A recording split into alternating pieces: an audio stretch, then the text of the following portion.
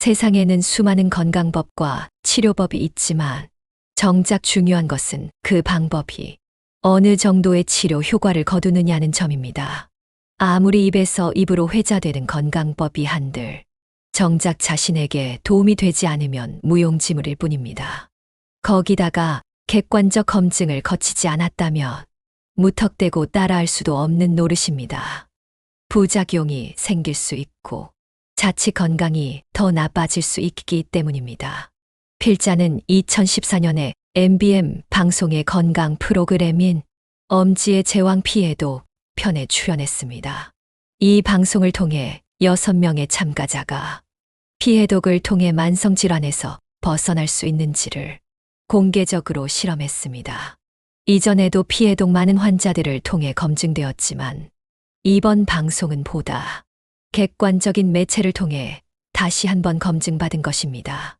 실험 참가자들은 모두 고혈압, 고지혈증, 당뇨병과 같은 만성질환을 가지고 있었습니다.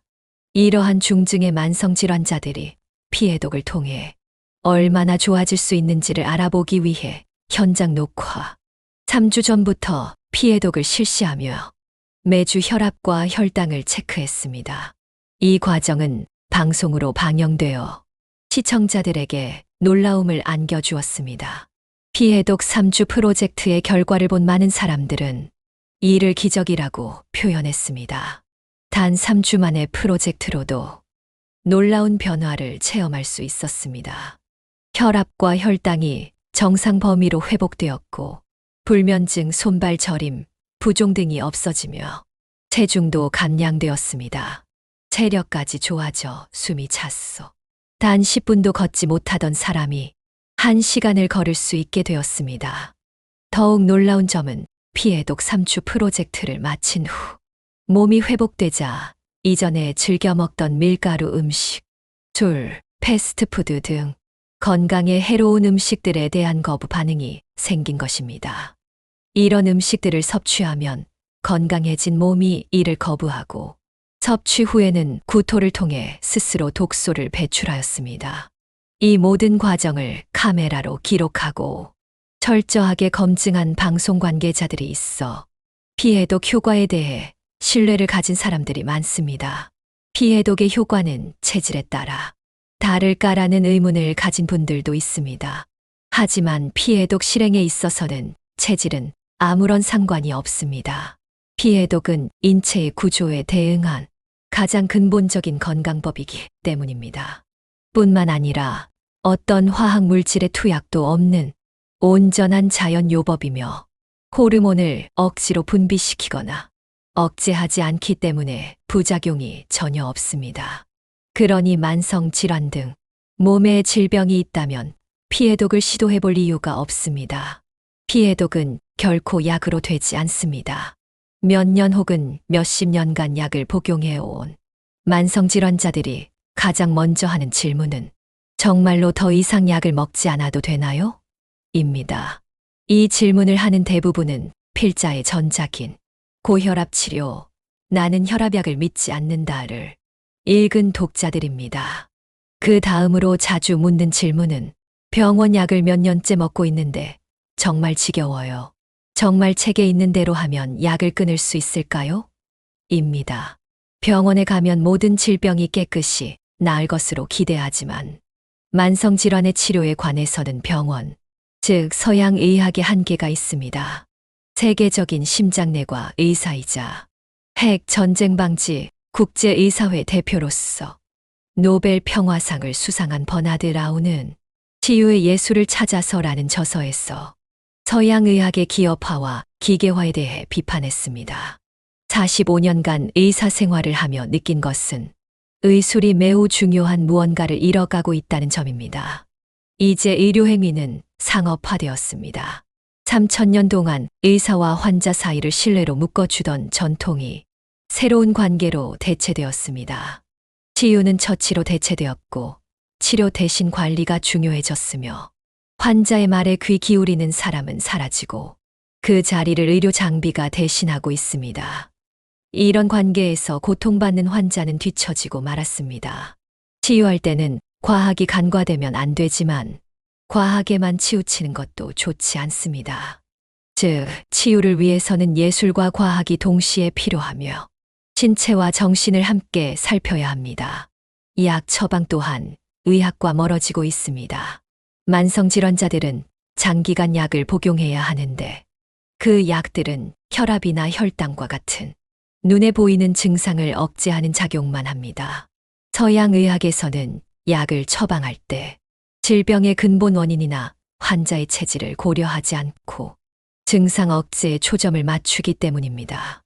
문제는 약이 꼭 필요한 경우도 있지만 인체는 화학적으로 합성된 약을 이물질 또는 침입자로 받아들인다는 점입니다.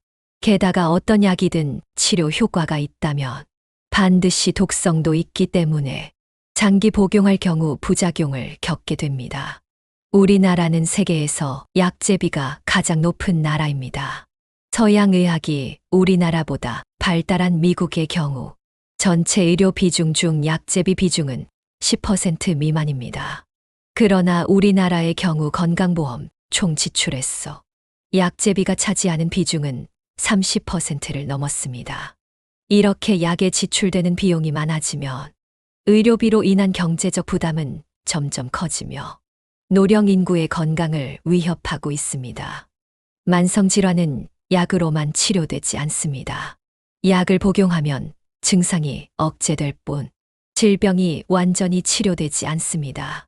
질병을 예방하는 비결은 피해독과 더불어 식습관과 생활습관을 개선하는 것입니다. 올바른 식사, 충분한 수면, 알맞은 운동, 관리와 스트레스의 소거가 치료의 핵심입니다. 피해독과 습관 개선을 간과하고 약을 복용하여 병을 치료한다는 생각으로 살면 약의 부작용에 시달리고 질병 치료는 더욱 멀어집니다. 약에서 벗어나 비로소 건강해질 수 있습니다. 약의 엄청난 부작용과 후유증 때문에라도 만성질환자들은 약에서 벗어나 스스로 면역력을 키워야 합니다. 쉽게 말하면 약은 실험실에서 합성한 화학 물질에 불과하기 때문입니다. 아무리 즉각적인 호전 효과가 있더라도 합성 조제된 약은 인체의 기능을 인위적으로 변화시켜 많은 부작용을 일으킵니다. 서양 의학의 약제학 서적을 보면 약은 독이라는 문구가 있습니다. 인체와 같은 유기체는 몸 안에서 생명력에 의해 만들어지는 유기 물질만 처리할 수 있습니다.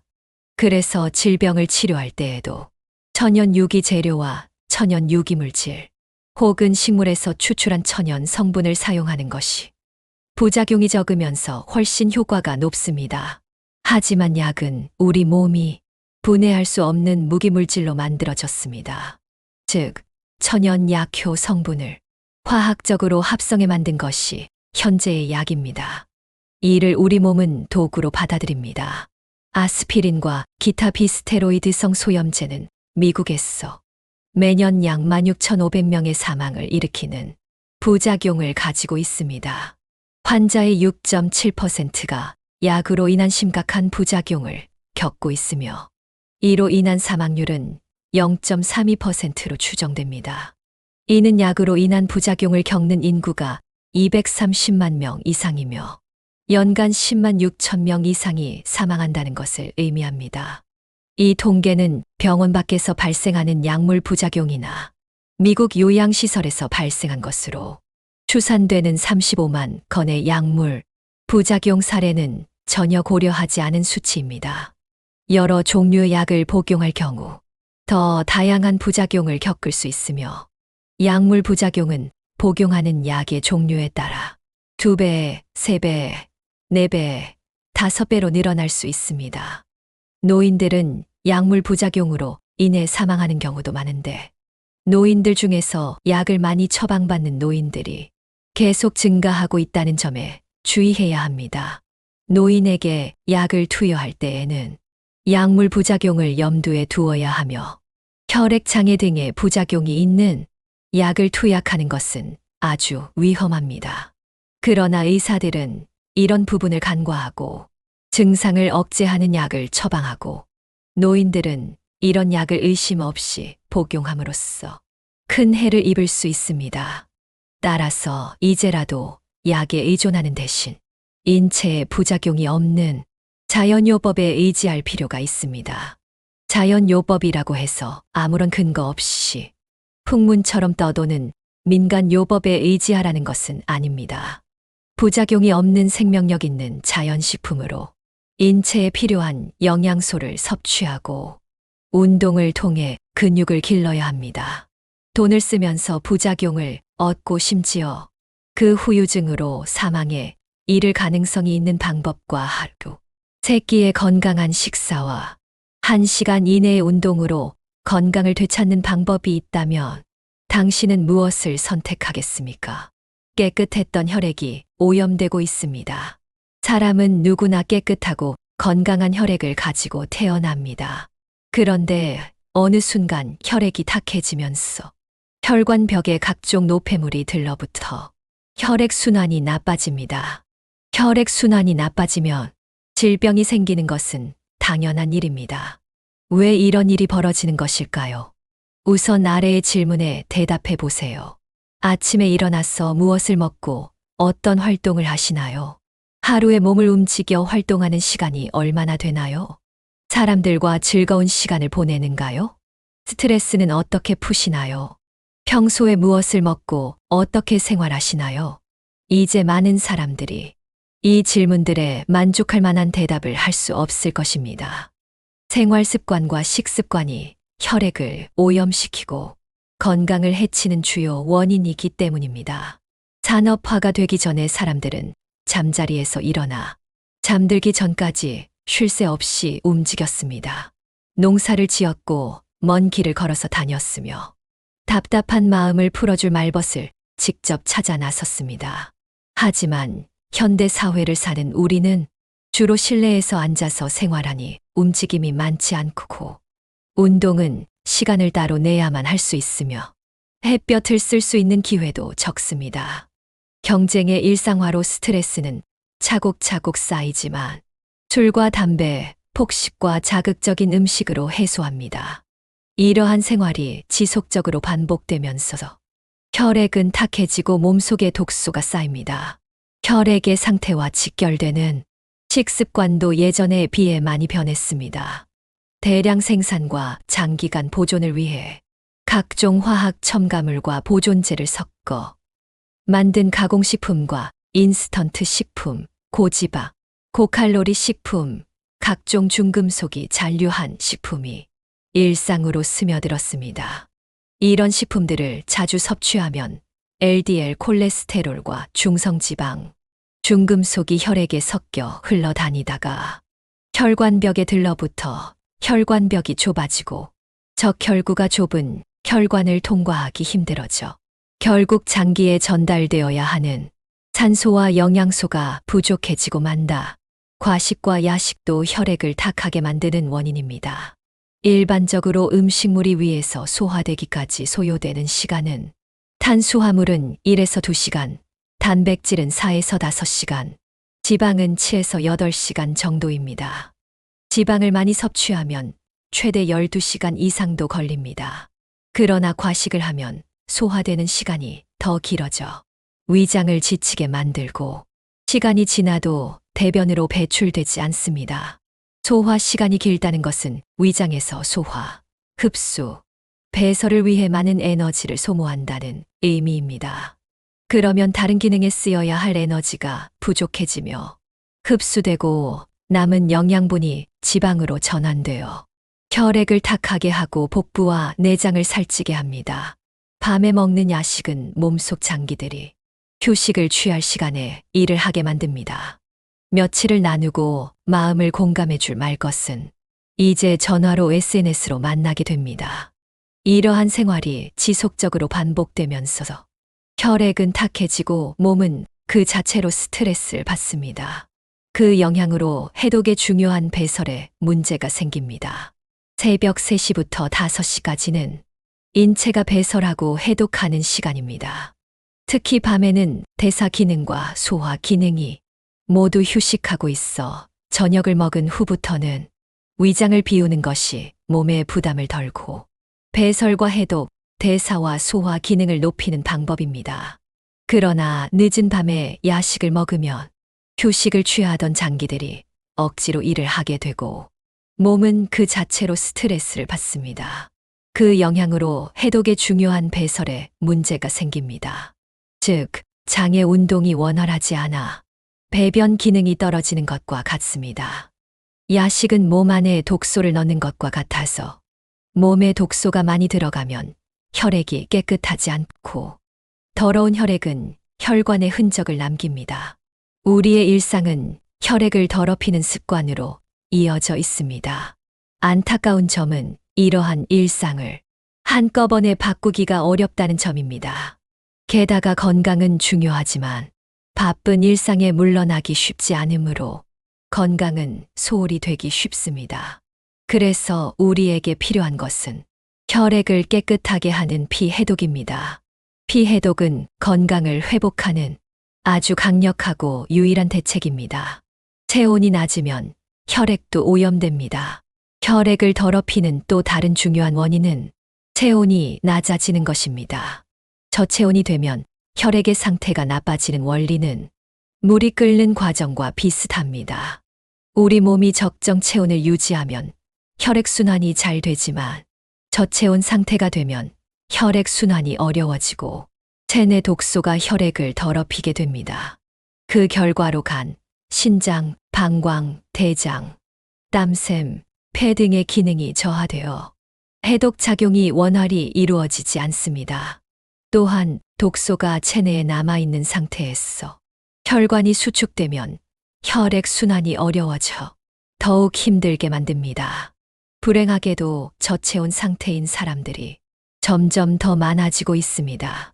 체온이 낮으면 면역 기능이 저하되고 대사 활동이 억제되며 혈액 순환이 어려워지므로 다양한 만성 질환에 걸릴 확률이 높아집니다. 이 모든 것은 혈액의 상태가 좋지 않아서 생기는 일입니다. 혈액이 오염되는지를 정확히 알기 위해서는 혈액 검사를 해야 하지만 얼굴, 혀, 피부, 근육 등을 살펴보면 혈액의 오염 상태를 어느 정도 알 수 있습니다.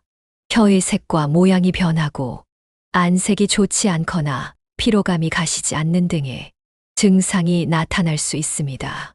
혀는 각 부위마다 각 장기의 상태를 보여주며 혀의 색, 모양, 윤기 등을 통해 건강 상태를 파악할 수 있습니다. 혈액 순환이 잘 되지 않으면 혀로 공급되는 산소가 부족해지므로 혀의 색의 변화가 나타납니다. 일반적으로 혀가 지나치게 붉으면 몸에 열이 많다는 뜻이고 너무 창백하면 인체의 기혈이 부족하다는 뜻입니다.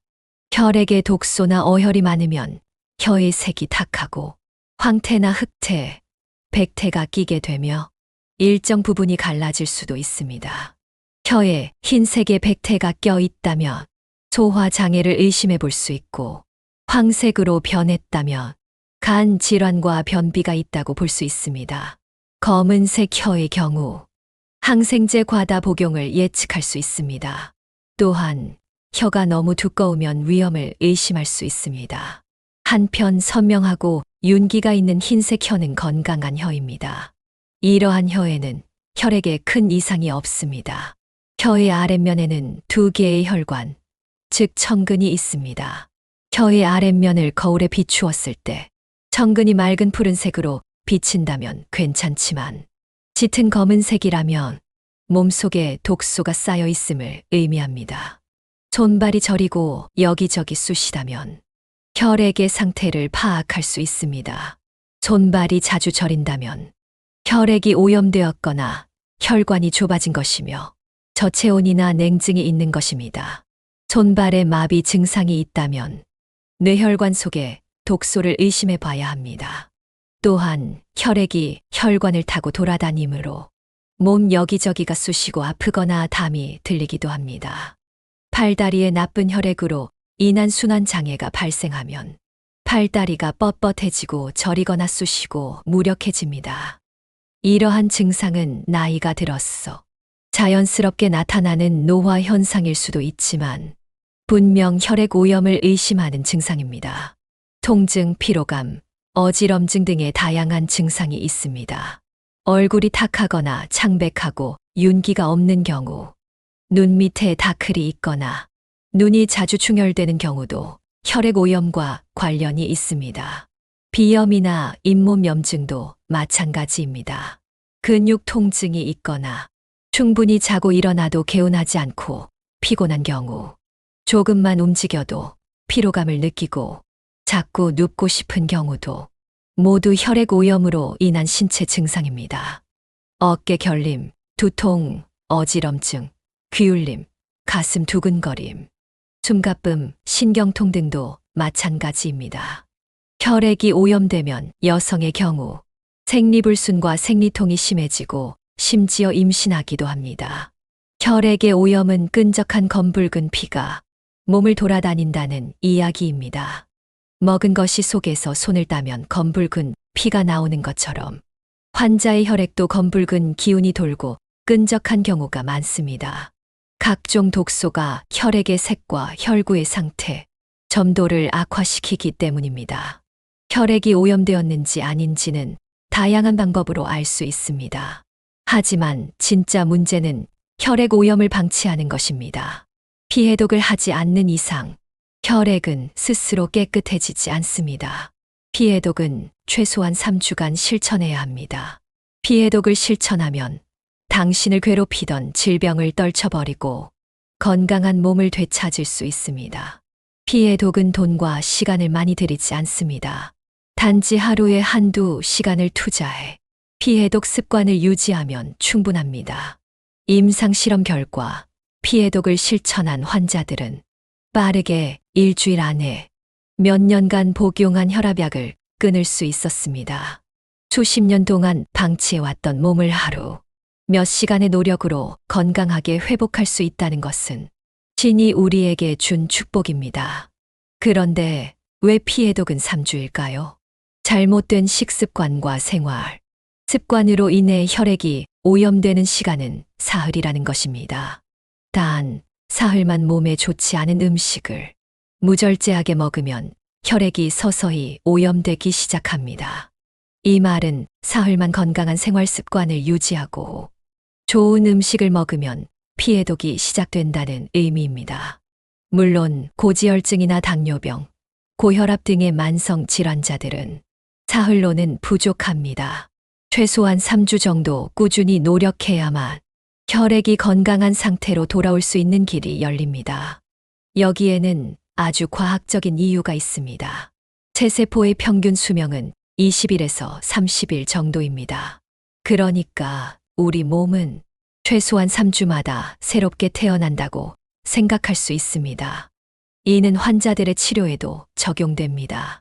이러한 점에서 건강을 되찾는 피해독 프로젝트의 3주라는 기간은 매우 의미가 있고 중요합니다. 피해독을 위해 가장 먼저 해야 할 일은 혈액에 섞여 있는 나쁜 지방을 제거하는 것입니다.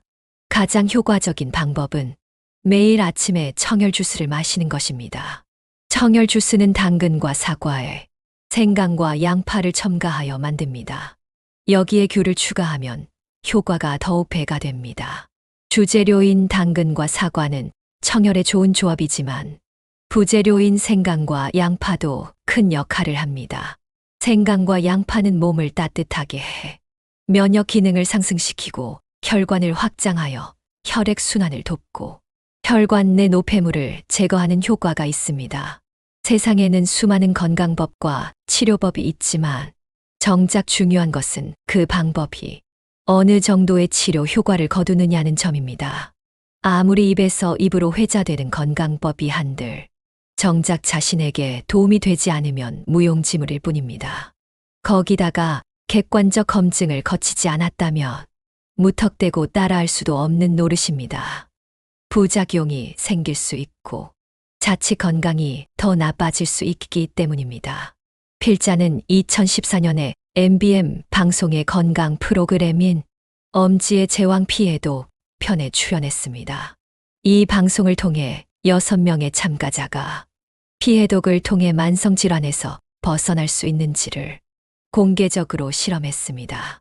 이전에도 피해독 많은 환자들을 통해 검증되었지만 이번 방송은 보다 객관적인 매체를 통해 다시 한번 검증받은 것입니다.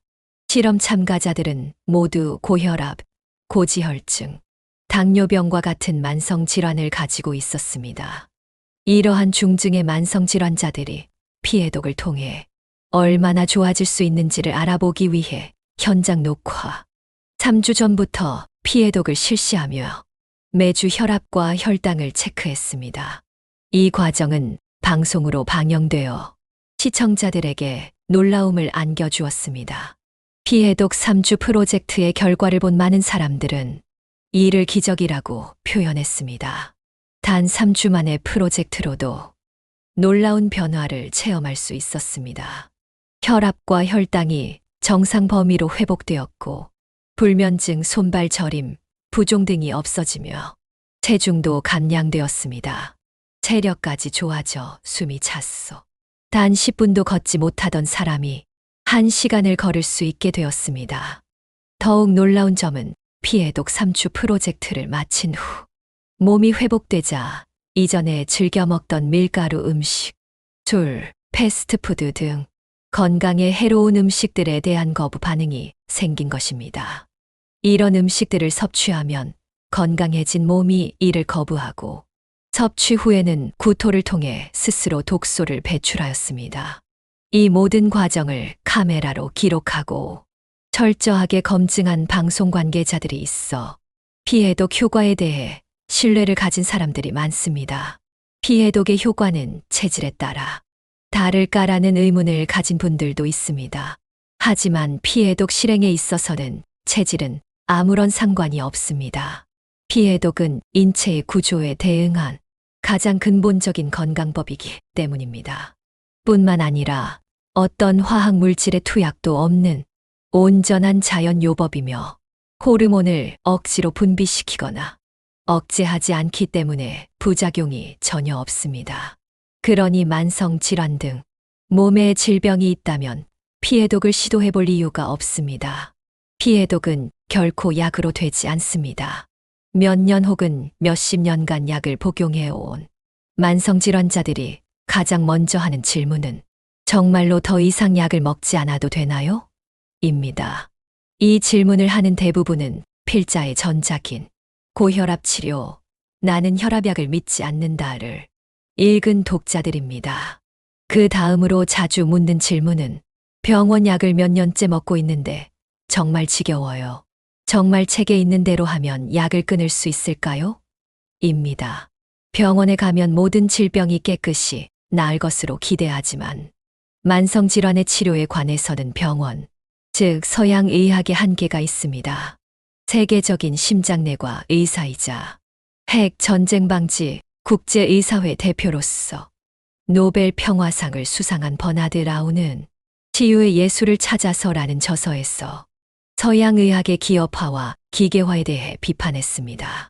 45년간 의사 생활을 하며 느낀 것은 의술이 매우 중요한 무언가를 잃어가고 있다는 점입니다. 이제 의료행위는 상업화되었습니다. 3000년 동안 의사와 환자 사이를 신뢰로 묶어주던 전통이 새로운 관계로 대체되었습니다. 치유는 처치로 대체되었고 치료 대신 관리가 중요해졌으며 환자의 말에 귀 기울이는 사람은 사라지고 그 자리를 의료 장비가 대신하고 있습니다. 이런 관계에서 고통받는 환자는 뒤처지고 말았습니다. 치유할 때는 과학이 간과되면 안 되지만 과학에만 치우치는 것도 좋지 않습니다. 즉, 치유를 위해서는 예술과 과학이 동시에 필요하며 신체와 정신을 함께 살펴야 합니다. 약 처방 또한 의학과 멀어지고 있습니다. 만성질환자들은 장기간 약을 복용해야 하는데 그 약들은 혈압이나 혈당과 같은 눈에 보이는 증상을 억제하는 작용만 합니다. 서양 의학에서는 약을 처방할 때 질병의 근본 원인이나 환자의 체질을 고려하지 않고 증상 억제에 초점을 맞추기 때문입니다. 문제는 약이 꼭 필요한 경우도 있지만 인체는 화학적으로 합성된 약을 이물질 또는 침입자로 받아들인다는 점입니다. 게다가 어떤 약이든 치료 효과가 있다면 반드시 독성도 있기 때문에 장기 복용할 경우 부작용을 겪게 됩니다. 우리나라는 세계에서 약제비가 가장 높은 나라입니다. 서양의학이 우리나라보다 발달한 미국의 경우 전체 의료 비중 중 약제비 비중은 10% 미만입니다. 그러나 우리나라의 경우 건강보험 총 지출에서 약제비가 차지하는 비중은 30%를 넘었습니다.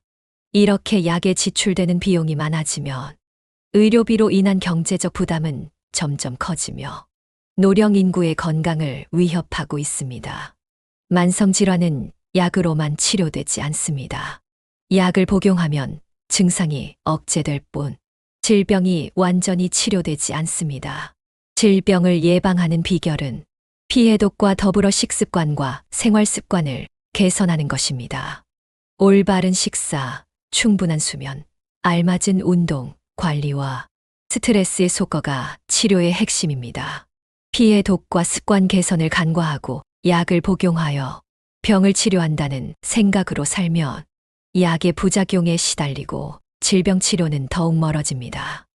약에서 벗어나 비로소 건강해질 수 있습니다.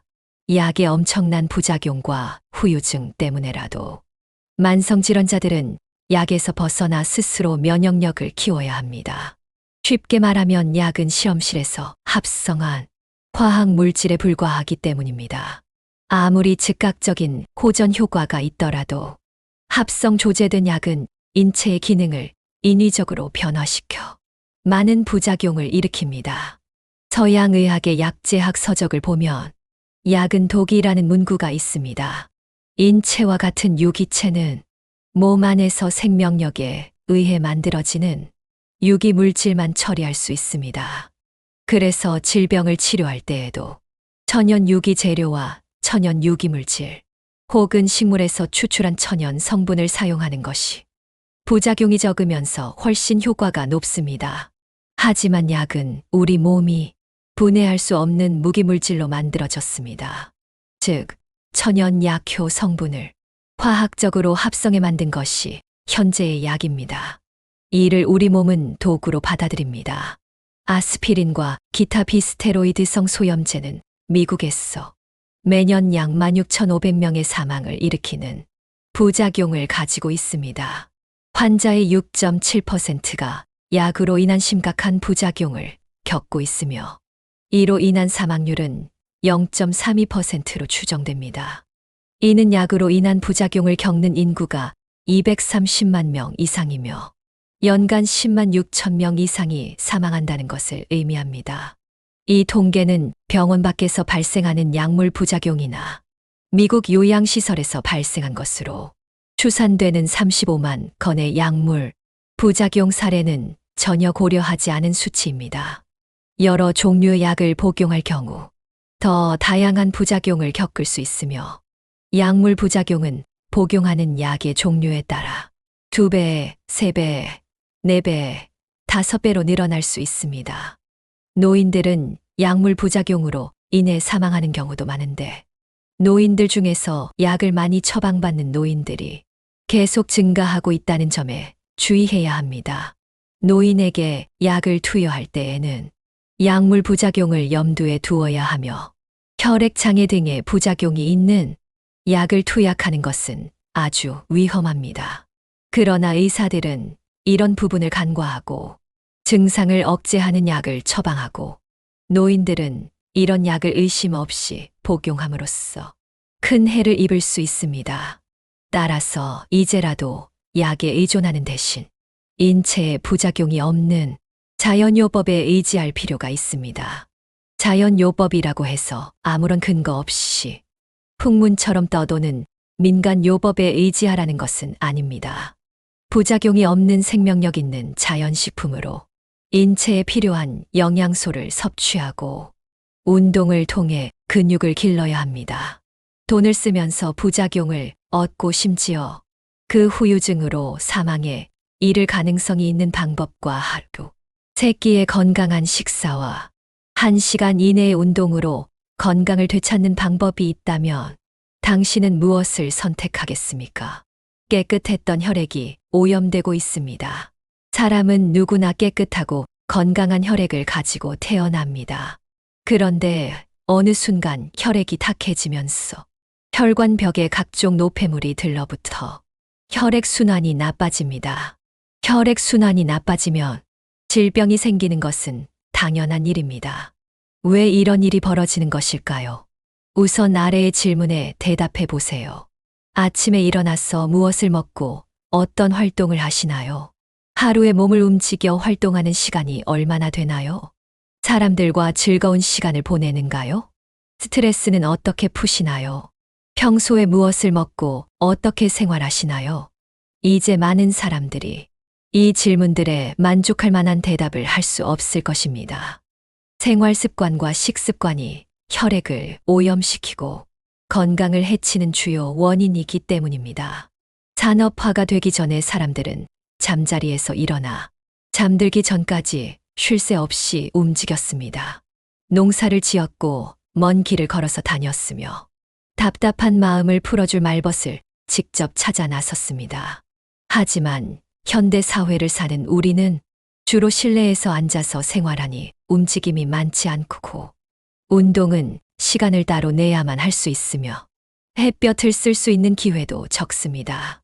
경쟁의 일상화로 스트레스는 차곡차곡 쌓이지만 술과 담배, 폭식과 자극적인 음식으로 해소합니다. 이러한 생활이 지속적으로 반복되면서 혈액은 탁해지고 몸속에 독소가 쌓입니다. 혈액의 상태와 직결되는 식습관도 예전에 비해 많이 변했습니다. 대량 생산과 장기간 보존을 위해 각종 화학 첨가물과 보존제를 섞어 만든 가공식품과 인스턴트 식품, 고지방, 고칼로리 식품, 각종 중금속이 잔류한 식품이 일상으로 스며들었습니다. 이런 식품들을 자주 섭취하면 LDL 콜레스테롤과 중성지방, 중금속이 혈액에 섞여 흘러다니다가 혈관벽에 들러붙어 혈관벽이 좁아지고 적혈구가 좁은 혈관을 통과하기 힘들어져 결국 장기에 전달되어야 하는 산소와 영양소가 부족해지고 만다. 과식과 야식도 혈액을 탁하게 만드는 원인입니다. 일반적으로 음식물이 위에서 소화되기까지 소요되는 시간은 탄수화물은 1에서 2시간, 단백질은 4에서 5시간, 지방은 7에서 8시간 정도입니다. 지방을 많이 섭취하면 최대 12시간 이상도 걸립니다. 그러나 과식을 하면 소화되는 시간이 더 길어져 위장을 지치게 만들고 시간이 지나도 대변으로 배출되지 않습니다. 소화 시간이 길다는 것은 위장에서 소화, 흡수, 배설을 위해 많은 에너지를 소모한다는 의미입니다. 그러면 다른 기능에 쓰여야 할 에너지가 부족해지며 흡수되고 남은 영양분이 지방으로 전환되어 혈액을 탁하게 하고 복부와 내장을 살찌게 합니다. 밤에 먹는 야식은 몸속 장기들이 휴식을 취할 시간에 일을 하게 만듭니다. 며칠을 나누고 마음을 공감해 줄 말 것은 이제 전화로 SNS로 만나게 됩니다. 이러한 생활이 지속적으로 반복되면서 혈액은 탁해지고 몸은 그 자체로 스트레스를 받습니다. 그 영향으로 해독의 중요한 배설에 문제가 생깁니다. 새벽 3시부터 5시까지는 인체가 배설하고 해독하는 시간입니다. 특히 밤에는 대사 기능과 소화 기능이 모두 휴식하고 있어 저녁을 먹은 후부터는 위장을 비우는 것이 몸에 부담을 덜고 배설과 해독, 대사와 소화 기능을 높이는 방법입니다. 그러나 늦은 밤에 야식을 먹으면 휴식을 취하던 장기들이 억지로 일을 하게 되고 몸은 그 자체로 스트레스를 받습니다. 그 영향으로 해독의 중요한 배설에 문제가 생깁니다. 즉, 장의 운동이 원활하지 않아 배변 기능이 떨어지는 것과 같습니다. 야식은 몸 안에 독소를 넣는 것과 같아서 몸에 독소가 많이 들어가면 혈액이 깨끗하지 않고 더러운 혈액은 혈관에 흔적을 남깁니다. 우리의 일상은 혈액을 더럽히는 습관으로 이어져 있습니다. 안타까운 점은 이러한 일상을 한꺼번에 바꾸기가 어렵다는 점입니다. 게다가 건강은 중요하지만 바쁜 일상에 물러나기 쉽지 않으므로 건강은 소홀히 되기 쉽습니다. 그래서 우리에게 필요한 것은 혈액을 깨끗하게 하는 피 해독입니다. 피 해독은 건강을 회복하는 아주 강력하고 유일한 대책입니다. 체온이 낮으면 혈액도 오염됩니다. 혈액을 더럽히는 또 다른 중요한 원인은 체온이 낮아지는 것입니다. 저체온이 되면 혈액의 상태가 나빠지는 원리는 물이 끓는 과정과 비슷합니다. 우리 몸이 적정 체온을 유지하면 혈액순환이 잘 되지만 저체온 상태가 되면 혈액순환이 어려워지고 체내 독소가 혈액을 더럽히게 됩니다. 그 결과로 간, 신장, 방광, 대장, 땀샘, 폐 등의 기능이 저하되어 해독 작용이 원활히 이루어지지 않습니다. 또한 독소가 체내에 남아있는 상태에서 혈관이 수축되면 혈액 순환이 어려워져 더욱 힘들게 만듭니다. 불행하게도 저체온 상태인 사람들이 점점 더 많아지고 있습니다. 체온이 낮으면 면역 기능이 저하되고 대사 활동이 억제되며 혈액 순환이 어려워지므로 다양한 만성 질환에 걸릴 확률이 높아집니다. 이 모든 것은 혈액의 상태가 좋지 않아서 생기는 일입니다. 혈액이 오염되는지를 정확히 알기 위해서는 혈액 검사를 해야 하지만 얼굴, 혀, 피부, 근육 등을 살펴보면 혈액의 오염 상태를 어느 정도 알 수 있습니다. 혀의 색과 모양이 변하고 안색이 좋지 않거나 피로감이 가시지 않는 등의 증상이 나타날 수 있습니다.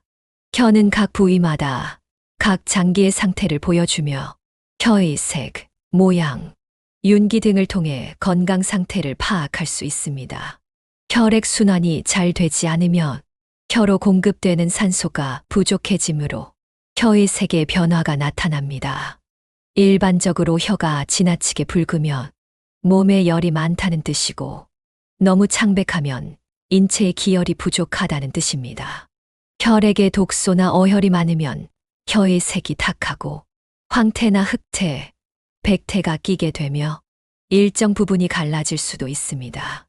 혀에 흰색의 백태가 껴 있다면 소화 장애를 의심해 볼 수 있고 황색으로 변했다면 간 질환과 변비가 있다고 볼 수 있습니다. 검은색 혀의 경우 항생제 과다 복용을 예측할 수 있습니다. 또한 혀가 너무 두꺼우면 위험을 의심할 수 있습니다. 한편 선명하고 윤기가 있는 흰색 혀는 건강한 혀입니다. 이러한 혀에는 혈액에 큰 이상이 없습니다. 혀의 아랫면에는 두 개의 혈관, 즉 청근이 있습니다. 혀의 아랫면을 거울에 비추었을 때 청근이 맑은 푸른색으로 비친다면 괜찮지만 짙은 검은색이라면 몸속에 독소가 쌓여 있음을 의미합니다. 손발이 저리고 여기저기 쑤시다면 혈액의 상태를 파악할 수 있습니다.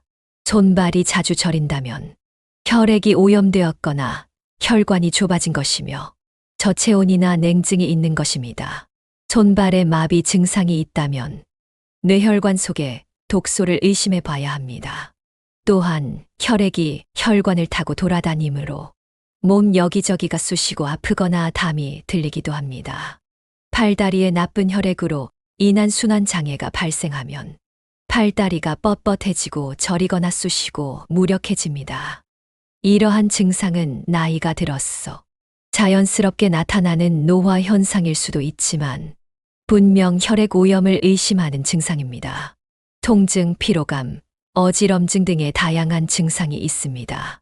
얼굴이 탁하거나 창백하고 윤기가 없는 경우, 눈 밑에 다클이 있거나 눈이 자주 충혈되는 경우도 혈액 오염과 관련이 있습니다. 비염이나 잇몸 염증도 마찬가지입니다. 근육 통증이 있거나 충분히 자고 일어나도 개운하지 않고 피곤한 경우, 조금만 움직여도 피로감을 느끼고 자꾸 눕고 싶은 경우도 모두 혈액 오염으로 인한 신체 증상입니다. 어깨 결림, 두통, 어지럼증, 귀울림, 가슴 두근거림, 숨가쁨, 신경통 등도 마찬가지입니다. 혈액이 오염되면 여성의 경우 생리불순과 생리통이 심해지고 심지어 임신하기도 합니다. 혈액의 오염은 끈적한 검붉은 피가 몸을 돌아다닌다는 이야기입니다.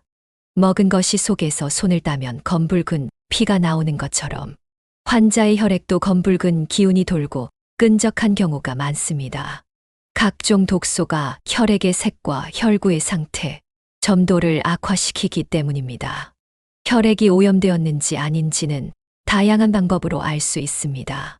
하지만 진짜 문제는 혈액 오염을 방치하는 것입니다.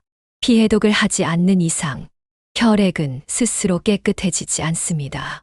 피해독은 최소한 3주간 실천해야 합니다. 피해독을 실천하면 당신을 괴롭히던 질병을 떨쳐버리고 건강한 몸을 되찾을 수 있습니다. 피해독은 돈과 시간을 많이 들이지 않습니다. 단지 하루에 한두 시간을 투자해 피해독 습관을 유지하면 충분합니다. 임상실험 결과 피해독을 실천한 환자들은 빠르게 일주일 안에 몇 년간 복용한 혈압약을 끊을 수 있었습니다. 수십 년 동안 방치해왔던 몸을 하루 몇 시간의 노력으로 건강하게 회복할 수 있다는 것은 신이 우리에게 준 축복입니다. 그런데 왜 피해독은 3주일까요? 잘못된 식습관과 생활, 습관으로 인해 혈액이 오염되는 시간은 사흘이라는 것입니다. 단, 사흘만 몸에 좋지 않은 음식을 무절제하게 먹으면 혈액이 서서히 오염되기 시작합니다. 이 말은 사흘만 건강한 생활 습관을 유지하고 좋은 음식을 먹으면 피해독이 시작된다는 의미입니다. 물론 고지혈증이나 당뇨병, 고혈압 등의 만성 질환자들은 사흘로는 부족합니다. 최소한 3주 정도 꾸준히 노력해야만 혈액이 건강한 상태로 돌아올 수 있는 길이 열립니다. 여기에는 아주 과학적인 이유가 있습니다. 체세포의 평균 수명은 20일에서 30일 정도입니다. 그러니까 우리 몸은 최소한 3주마다 새롭게 태어난다고 생각할 수 있습니다. 이는 환자들의 치료에도 적용됩니다. 이러한 점에서 건강을 되찾는 피해독 프로젝트의 3주라는 기간은 매우 의미가 있고 중요합니다. 피해독을 위해 가장 먼저 해야 할 일은 혈액에 섞여 있는 나쁜 지방을 제거하는 것입니다. 가장 효과적인 방법은 매일 아침에 청열 주스를 마시는 것입니다. 청열 주스는 당근과 사과에 생강과 양파를 첨가하여 만듭니다. 여기에 귤을 추가하면 효과가 더욱 배가 됩니다. 주재료인 당근과 사과는 청열에 좋은 조합이지만 부재료인 생강과 양파도 큰 역할을 합니다. 생강과 양파는 몸을 따뜻하게 해 면역 기능을 상승시키고 혈관을 확장하여 혈액 순환을 돕고 혈관 내 노폐물을 제거하는 효과가 있습니다.